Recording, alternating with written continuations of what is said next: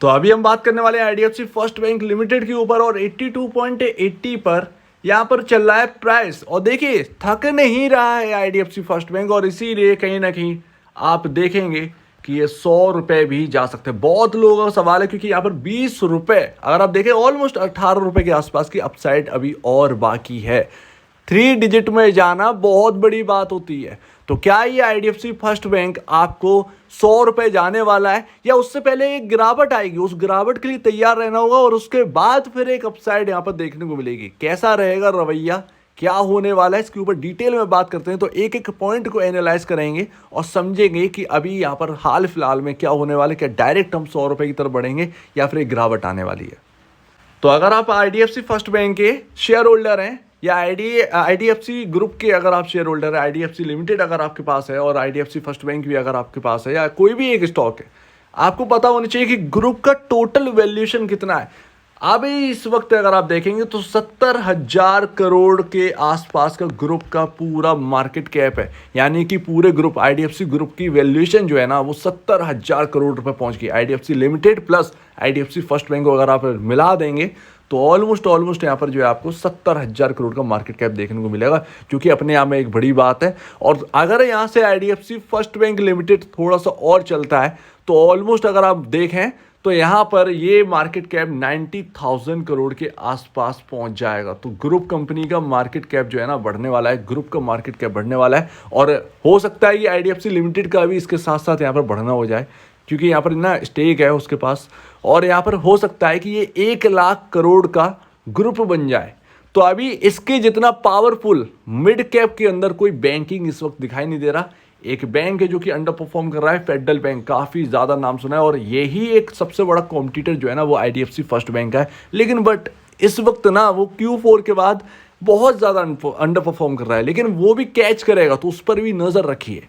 अब देखिए अपनी बात को शुरू करने से पहले अभी तो हम सीधी तरीके से हम उस जगह पहुंचे ही नहीं। मैं आपको बताऊं आईडीएफसी फर्स्ट बैंक लिमिटेड में एचडीएफसी में क्या हुआ था। एचडीएफसी में शेयर होल्डिंग पैटर्न अगर आप देखेंगे तो एफआईएस की लगातार स्टेक बढ़ी थी।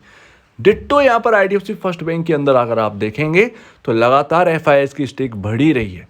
बैंकिंग के अंदर बहुत सारी बैंक्स इस वक्त अंडर वैल्यूड है और काफ़ी ज़्यादा ओवर वैल्यूड है, और उसमें लार्ज कैप शामिल है। और आईडीएफसी फर्स्ट बैंक जिस पी रेशियो पर बैठा है वो भी मैं आपको दिखाऊंगा, और अभी भी चांसेस है उसके बढ़ने के, राइट। तो अभी देखिए एफआईएस की बढ़ती 19.31% स्टेक यहाँ पर ओन करते हैं आईडीएफसी फर्स्ट बैंक, और ये स्टेक लगातार बढ़ेगी भी। जिस तरीके से अभी बाइंग हुई है, आप देखिएगा जिस तरीके से शेयर होल्डिंग पैटर्न अभी कुछ वक्त में आने वाला है, नेक्स्ट मंथ आपका शेयर होल्डिंग पैटर्न आ जाएगा, और यहाँ पर आपको पता चलेगा कि एफआईएस की और स्टेक बढ़ गई, डीआईएस ने और स्टेक बढ़ा दी। कुल मिलाकर एफआईएस और डीआईएस मिलकर 31, 32, 33% के आसपास होल्ड करते हैं। ऑलमोस्ट प्रमोटर यहाँ पर ना 39.99% होल्ड करता है। बिल्कुल पास में अगर आप देखें तो एफआईएस और डीआईएस मिलकर प्रमोटर जितना ही होल्ड करते हैं। तो सोचिए यही चीज़ हुई थी, यही बात हुई थी एचडीएफसी बैंक लिमिटेड में। अब चलते हैं मेन पॉइंट पर। तो यहाँ पर पी रेशियो देखिए 21.67। मैं आपसे कहता हूँ पी रेशियो इतना इंपॉर्टेंट होता है। अगर आप एज अ इन्वेस्टर, छोटे इन्वेस्टर हो बड़े इन्वेस्टर, कोई डजेंट मैटर, सबके लिए एक ही स्टोरी है, सबके लिए एक ही कहानी है, सबके लिए एक ही फंडामेंटल, सबके लिए एक ही इंडिकेटर है।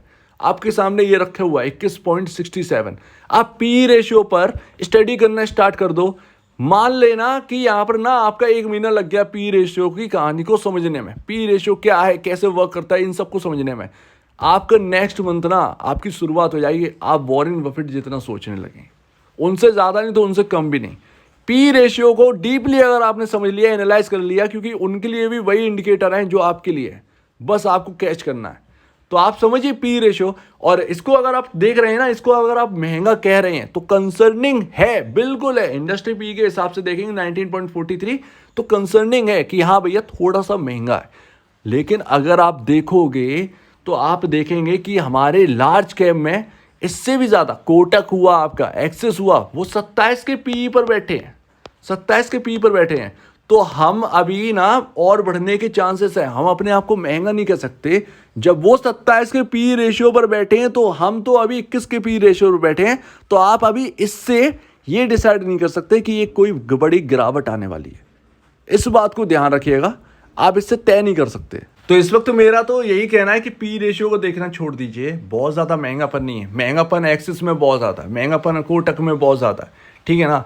कोटक देखिए किस तरीके से अंडर वैल्यूड है, अंडर वैल्यूड तो नहीं करेंगे, अंडर परफॉर्मर है, उसके अंदर तेजी बनी नहीं रही है, तो आपके अंदर लिक्विडिटी आ रही है, इस बात का ध्यान रखिए। आईडीएफसी फर्स्ट बैंक अगर चल रहा है तो वो लिक्विडिटी आ रही है, दिखा रहा है कि इंटरेस्ट बना हुआ है, तो इंटरेस्ट के साथ बने रहो, इंटरेस्ट के अपोजिट मत जाओ।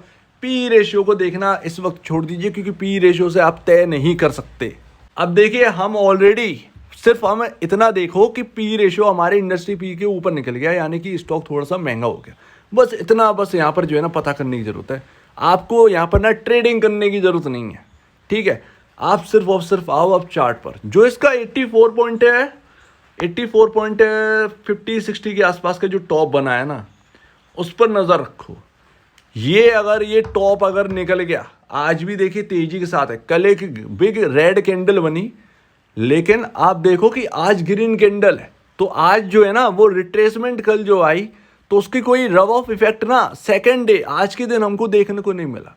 यही तो इंपॉर्टेंट है। अगर ये टॉप बन गया होता तो आज रेड कैंडल बन गई होती और हम डे हाइज के आसपास नहीं होते, डे लो के आसपास होते, राइट। तो अभी भी इंटरेस्ट बना हुआ है, लेकिन फिर भी इस वक्त अगर आप देखें तो आरएसआई की कहानी को जरा समझो।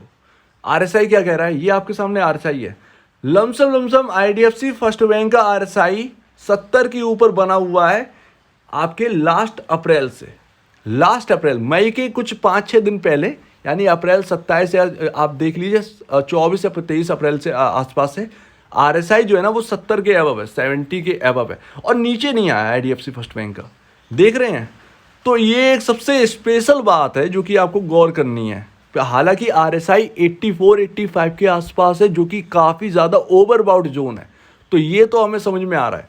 तो अभी यहाँ पर एक कहीं ना कहीं अगर ये 84.60 का क्रॉस नहीं कर पाया और ये 80 रुपये का लेवल जो है ना उसने ब्रीच कर दिया, ये जो लो है ये अगर ब्रीच हो गया तो आप ये समझिए कि इसके अंदर एक गिरावट आनी है, यानी कि आरएसआई जो है ना वो ठंडा कहीं ना कहीं होना है, राइट। 80 रुपये के नीचे स्टार्ट हो गया अगर चलना तो वो कहीं ना कहीं यहाँ पर ना डाउन आएगा, लेकिन इसका मतलब ये नहीं है कि बहुत ज़्यादा कंसर्निंग हो गया, नहीं नहीं नहीं नहीं, ठंडापन होगा, लेकिन पॉसिबल है कि बाइंग आ जाए, तो इस पर नज़र रखनी है। तो लॉन्ग टर्म जो शेयर होल्डर हैं वो तो होल्ड करें, टारगेट जो है ना वो अच्छे खा सकते हैं, और अगर अभी 84.60 को क्रॉस कर दिया तो फिर यहाँ पर जो है ना एक बड़ी रैली के लिए तैयार हो जाएगी। अगर ये 90 क्रॉस कर गया तो आप ये समझिए साइकोलॉजिकल लेवल 100 जो है ना उसकी तरफ हम बढ़ गए। फिर भले ही आईडीएफसी फर्स्ट बैंक 98-99 के लेवल से क्यों ना गिर जाए, लेकिन वो कहीं ना कहीं साइकोलॉजिकल लेवल के पास जाने की कोशिश करेगा अगर ये 90 के ऊपर निकल गया,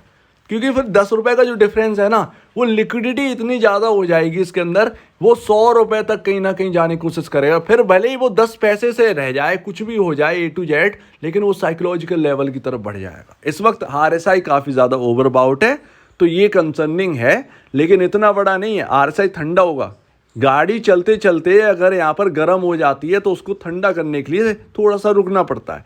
सेम टू सेम वही होगा आईडीएफसी फर्स्ट बैंक के लिए। तो यहाँ पर जो लोग पॉजिटिव हैं आईडीएफसी फर्स्ट बैंक में, वो लोग रहें पॉजिटिव, ठीक है ना।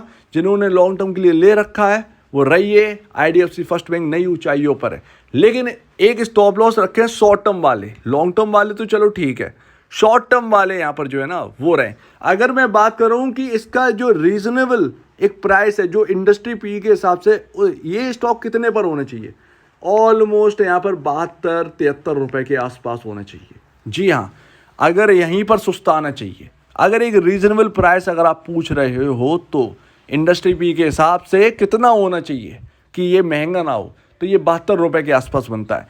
फिर अगर नेक्स्ट क्वार्टर यहाँ पर जो है अच्छा निकल गया, Q1 जो आने वाले हैं वो अगर अच्छे निकल गए, पी रेशियो और डाउन हो जाएगा, आपको चलने का और मौका मिल जाएगा।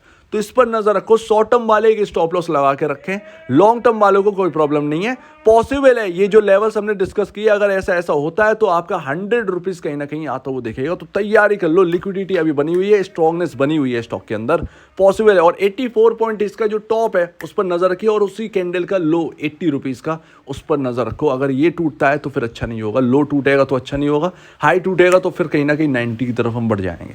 सो उम्मीद है आप इस बात को समझे होंगे। आपका क्या कहना है इसके ऊपर कमेंट सेक्शन में कहिएगा, और आप वीडियो देखने के लिए बहुत बहुत धन्यवाद दोस्तों।